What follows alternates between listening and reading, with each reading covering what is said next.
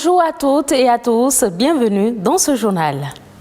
Vous avez peut-être des amis, collègues ou parents qui remettent systématiquement tout à demain. Ce comportement est qualifié de procrastination. Quels en sont les inconvénients et comment l'éviter? Un expert en développement nous en parle. Avec l'avènement des véhicules 2.0, les mécaniciens automobiles sont aujourd'hui obligés de se mettre au pas du digital. Pour eux, le métier de la mécanique auto s'adapte au numérique. Et puis on parlera de la musique avec Fabregas, le métis noir. L'artiste a décidé de se faire une pause avec la rumba qu'il a rendu célèbre pour s'essayer à la musique urbaine.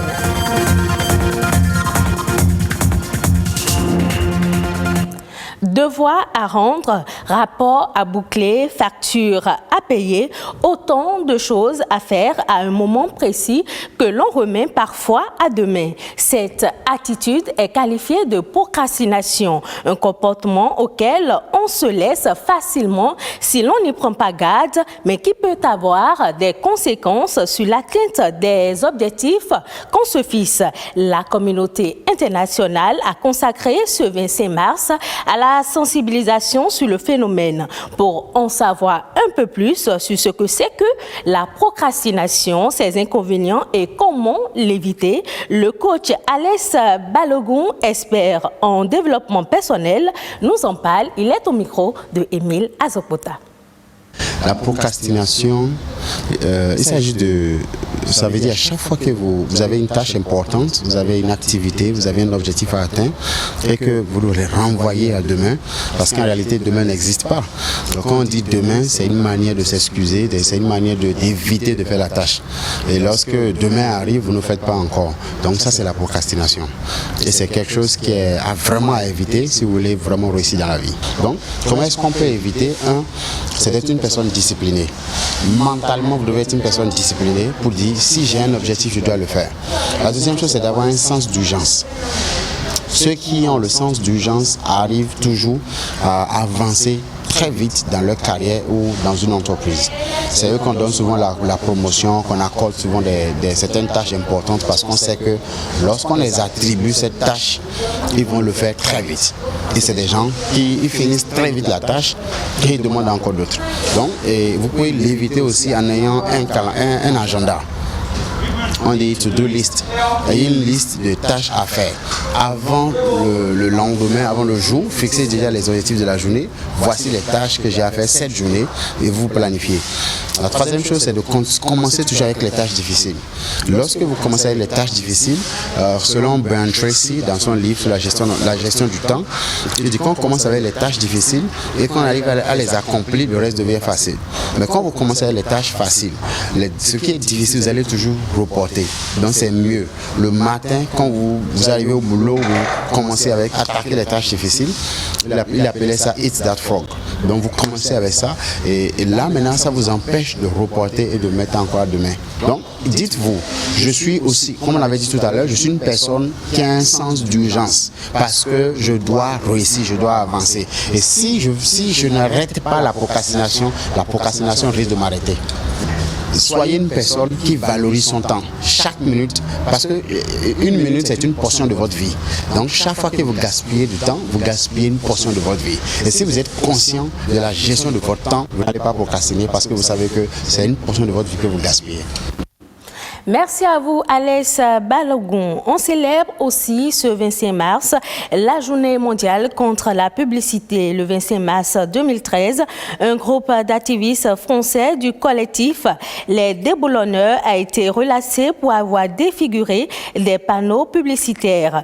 La juge avait accepté leurs arguments et a estimé que leurs actions étaient légales en vertu d'une défense fondée sur la liberté d'expression. Un an plus tard, le Conseil des droits de l'homme des Nations Unies a reconnu le droit des citoyens à donner leur consentement lors de l'élaboration de stratégies de publicité et de gouvernance. L'appel du 25 mars marque une victoire importante pour la reconnaissance du droit des citoyens à l'égard de la réception des messages publicitaires. Venons-en maintenant au secteur de l'automobile qui connaît une mutation à l'ère du digital. On retrouve aujourd'hui toute une gamme de véhicules électroniques en circulation. Avec la révolution technologique, le métier de mécanicien automobile évolue au rythme d'un monde qui se numérise à grande enjambée. Que devient le métier de mécanicien automobile avec l'avènement des véhicules 2.0? Élément de réponse dans ce reportage. Ici, une voiture électronique en dépannage. Mais avant toute intervention mécanique, cet électronicien fait son examen électronique. La spécificité du véhicule l'oblige. Au bout de quelques minutes, l'appareil signale à l'écran plusieurs défauts. Là maintenant, ça me signale plusieurs capteurs que c'est défectueux. Mais ce n'est pas parce que ça signale les capteurs là que je vais me jeter pour changer les capteurs. Ici, c'est la fiche qui est venue sur ça. Mais comme ils n'ont pas trouvé à remplacer, ils ont eu à adapter. Or ça peut envoyer des coups-circuits au niveau du calculateur. Donc c'est des pannes que nous maintenant on doit régler.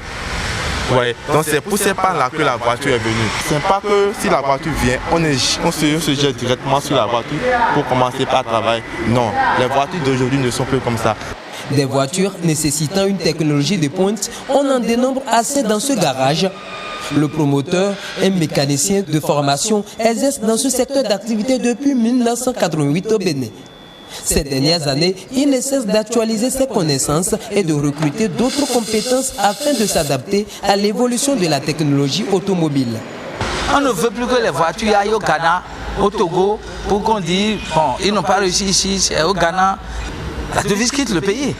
Mais si ça tourne ici, si c'est abondant, pourquoi ne pas recruter plus? Ça, nous résolvons une partie du chômage. Ce nouvel environnement automobile, beaucoup de mécaniciens dans le pays peinent à s'en sortir. La cause, on évoque le défaut de maîtrise de l'outil informatique et de la langue de conception des scanners. Dans les appareils diagnostiques, les scanners consoles, si tu ne maîtrises pas le français, tu ne peux pas. Même pour l'interpréter, tu ne peux pas. C'est ça le grand problème qui est là, c'est ça. Une difficulté qui constitue une menace pour les corporations. Plusieurs mécaniciens automobiles peu instruits risquent de se reconvertir à la longue. Mais le président de l'association dit y travailler. Il faut quand même avoir au minimum le BPC avant de faire la mécanique aujourd'hui. Parce qu'il faut savoir lire les différents codes de défaut. Il faut quand même savoir utiliser le scanner. Nous avions créé quand même ce climat de solidarité, d'assistance, ce climat de dépannage entre collègues. Et c'est ça qui fait que bon, les pannes que les uns et les autres rencontrent chaque fois et toutes les fois, nous faisons des échanges d'idées. Et c'est ça qui nous permet de grandir dans la profession. Sinon, bon, tu seras quand même un mécanicien monté et démonté. Le mécanicien automobile est un métier en pleine mutation. Aujourd'hui, les concessionnaires associent l'électronique à la mécanique pour mettre sur le marché des véhicules dits 2.0. Suivons à présent les autres informations ayant marqué l'actualité nationale ces 24 heures. La Nation en bref et en images est présentée par Josué Daniel Sousa.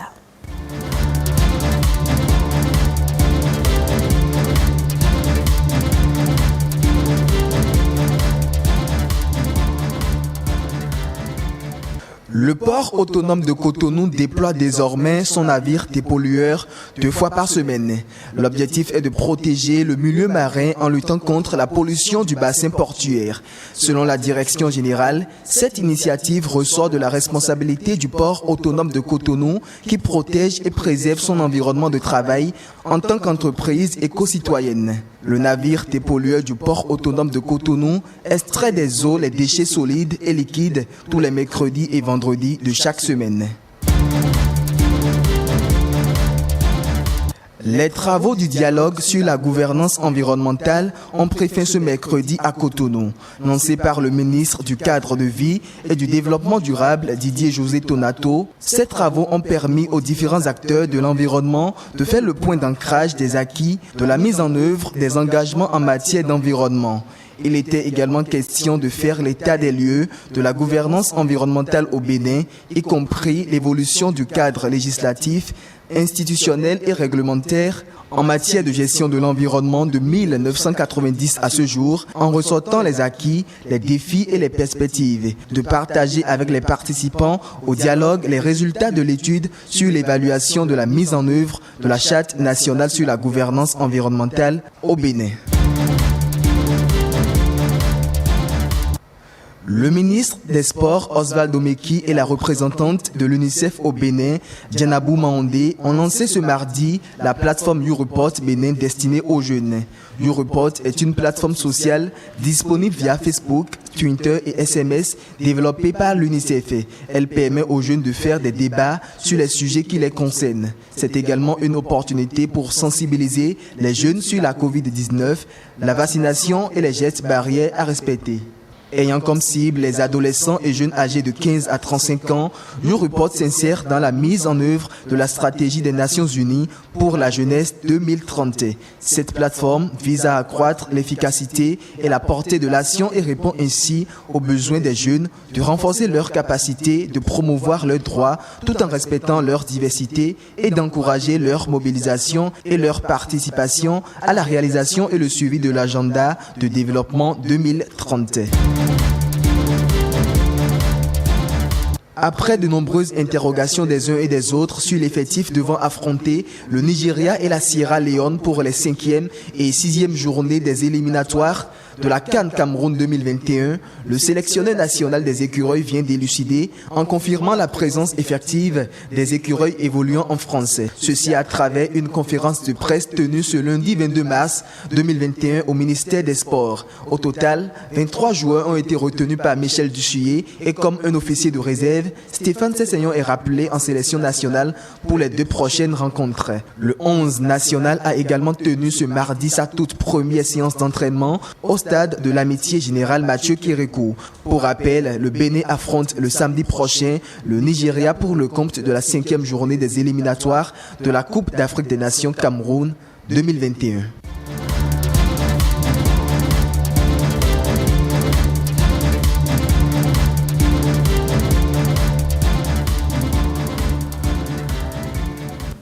Le Togo multiplie les efforts d'accroissement de son parc énergétique pour l'accès de l'électricité des populations. La centrale photovoltaïque de Blita est achevée. L'infrastructure d'une capacité de 50 MW va permettre d'alimenter 600 000 ménages et 700 petites et moyennes entreprises. Avec l'entrée en service de cette centrale, le pays produira désormais 265 MW d'énergie renouvelable. Le pays ambitionne également de porter son taux d'électrification à 100% d'ici 2030. Allons maintenant à la rencontre de la star congolaise Fabregas, le métis noir. L'artiste s'est fait connaître grâce à la rumba congolaise, mais a décidé de tenter un autre genre musical. Suivons les détails avec nos confrères de France 24.